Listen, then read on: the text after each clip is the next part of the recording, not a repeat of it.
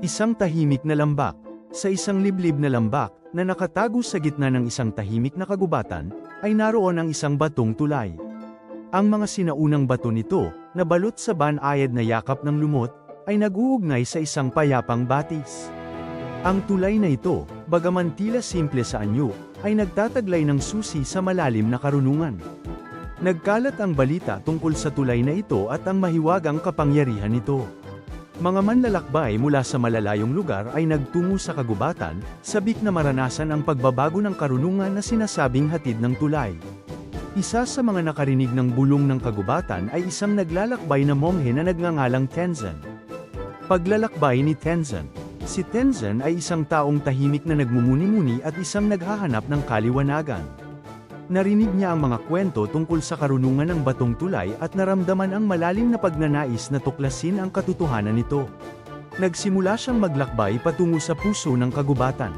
Habang lumalalim siya sa kagubatan, napansin ni Tenzin ang kahangahangang kagandahan ng kanyang paligid. Ang esmeraldang mga puno, ang sinag ng araw na dumadaan sa mga dahon, at ang mga awit ng mga ibon ay nagsalita sa kanya tungkol sa pagkakaugnay ng lahat ng bagay. Parang ang kagubatan mismo ay isang buhay na nilalang, bumubulong ng mga sinaunang katotohanan sa mga handang makinig. Pagdating sa batong tulay.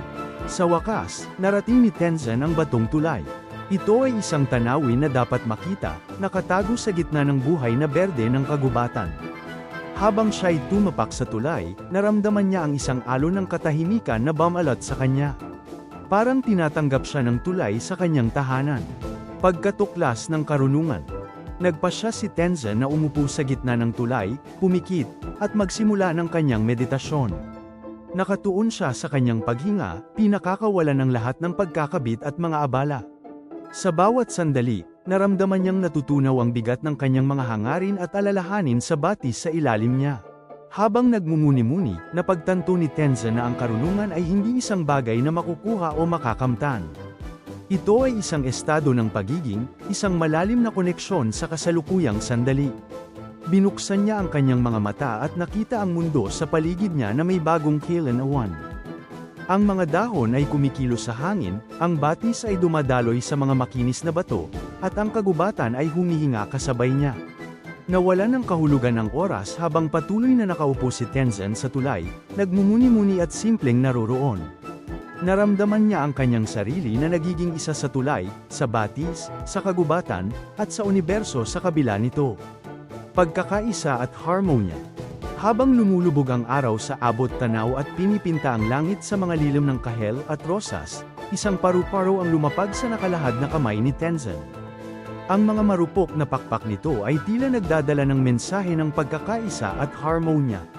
Ngumiti si Tenzin, nauunawaan na ang tulay ay hindi nagbigay sa kanya ng karunungan. Ipinakita lamang nito ang karunungan na matagal nang nasa loob niya.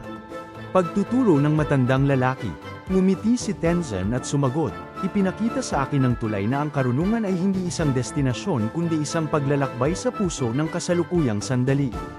Ito ay nasa pagkikiskisa ng mga dahon, sa tawa ng mga kaibigan, at sa banayad na daloy ng batis. Ito ay nasa kamalayan ng bawat paghinga at sa pagtanggap ng kung ano ang naroroon. Pagpapahalaga sa kasalukuyang sandali. Ang kwento ng batong tulay ay nagtuturo sa atin na ang tunay na karunungan ay matatagpuan sa kasalukuyang sandali. Sa pamamagitan ng pagpapahalaga sa mga simpleng bagay sa ating paligid, matutuklasan natin ang koneksyon natin sa lahat ng bagay. Ang tulay ay nagsilbing paalala na ang karunungan ay hindi isang layunin kundi isang patuloy na proseso ng pagiging. Sa ating pang-araw-araw na buhay, maaari nating dalhin ang aral na ito sa pamamagitan ng pagiging mas mapanuri at mas mapagmasid. Sa bawat paghinga, sa bawat hakbang, mayroong pagkakataon na maramdaman ang pagkakaisa at harmonya na ipinapakita ng batong tulay. Pagtanggap at pagiging isa. Ang kwento ni Tenzin at ng batong tulay ay isang paalala na ang tunay na karunungan ay nasa pagtanggap ng kung ano ang naroroon. Sa pamamagitan ng pagyakap sa kasalukuyang sandali at paglayo sa mga kagustuhan at alalahanin, makakamtan natin ang isang malalim na koneksyon sa ating paligid at sa ating sarili. Sa bawat araw, maaari nating isabuhay ang aral na ito sa pamamagitan ng pagiging mas mapanuri at mas mapagmasid.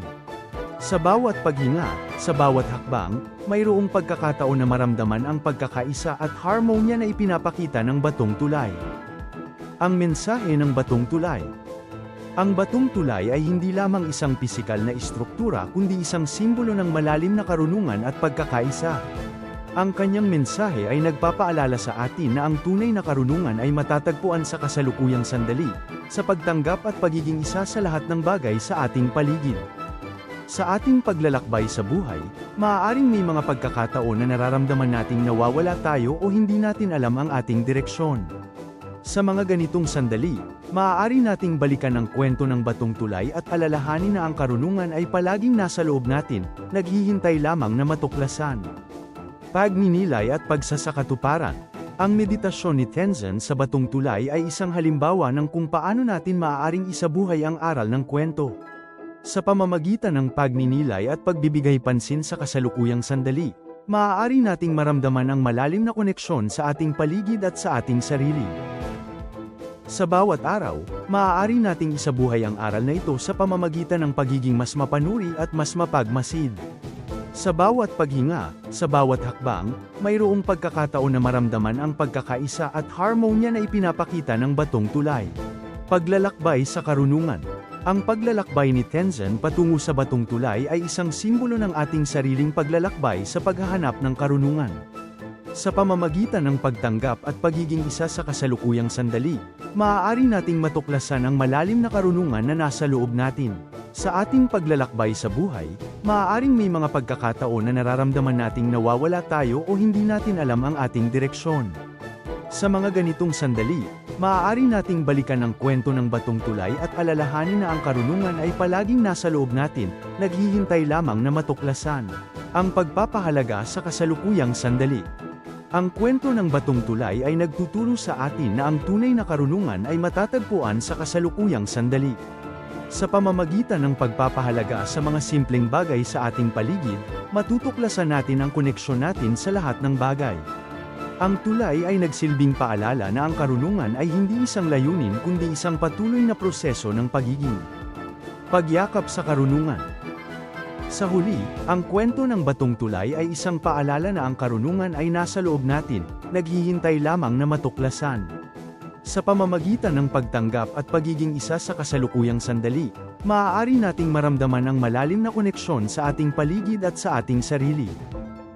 Sa bawat araw, maaari nating isabuhay ang aral na ito sa pamamagitan ng pagiging mas mapanuri at mas mapagmasid. Sa bawat paghinga, sa bawat hakbang, mayroong pagkakataon na maramdaman ang pagkakaisa at harmonya na ipinapakita ng batong tulay.